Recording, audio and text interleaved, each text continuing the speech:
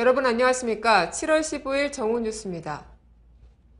첫 소식입니다. 개성공단의 정상화 방안을 논의하기 위한 남북 당국 간 3차 회담이 개성공단 현지에서 열립니다. 양측은 오늘 회담에서 개성공단 사태 재발 방지안을 비롯한 정상화 방안을 집중 협의할 예정입니다. 3차 회담의 성공 여부는 이번 사태 발생 원인 및 재발 방지책에 대한 북측의 태도 변화에 달린 것으로 분석됩니다.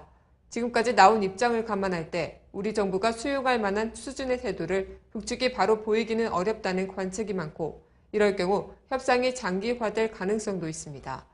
그러나 개성공단 정상화가 남북 모두의 중요한 현안인데다가 개성공단 문제가 남북관계 전체와 맞물려 있다는 점에서 양측이 적당한 선에서 접점을 찾을 가능성도 배제할 수 없습니다. 오늘 회담에서는 국제화 방안을 포함해 개성공단 정상화 방안이 구체적으로 논의될 예정이지만 이번에도 상황이 녹록지는 않습니다. 남측은 개성공단 가동 중단에 따른 북한의 책임 있는 입장 표명과 재발 방지책 마련을 요구하고 있는 반면 북측은 가동 중단 사태가 한미 군사훈련 등 남측의 책임이라는 입장을 고수하면서 우선 공장 가동부터 하자는 입장이어서 접점을 찾기가 쉽지는 않은 상황입니다. 하지만 남북 모두 개성공단 회담에 집중하겠다고 밝힌 만큼 협상이 어느 정도 진전을 볼 수 있을 것이라는 기대 섞인 전망도 나옵니다.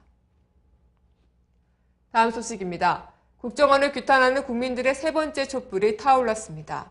그제밤 서울 광장에서 열린 대국민 촛불 집회에는 15,000여 명의 시민들이 촛불을 들고 거리에 나서 국정조사를 촉구했습니다.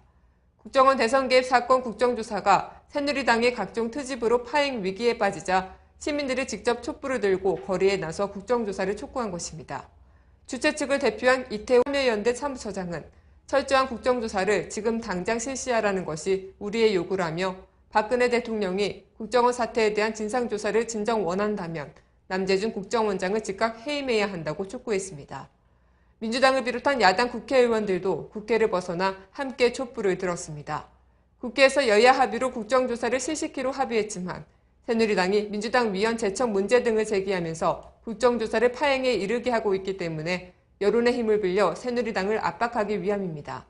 정치권 인사로는 국정원 국정조사 특위 야당 간사인 민주당 정청래 의원과 박영선, 오영식, 김현미, 이미경, 윤후덕, 이하경 의원이 참가했으며 통합진보당 이정희 대표와 김미희, 김재현 의원 등도 직접 나서 시민들과 호흡을 맞췄습니다.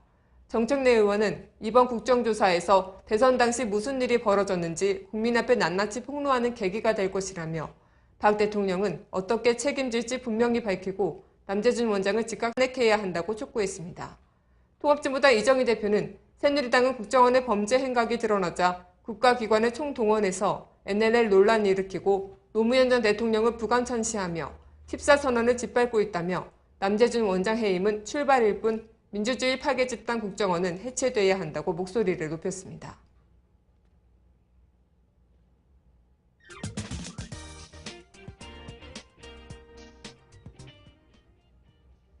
단신입니다.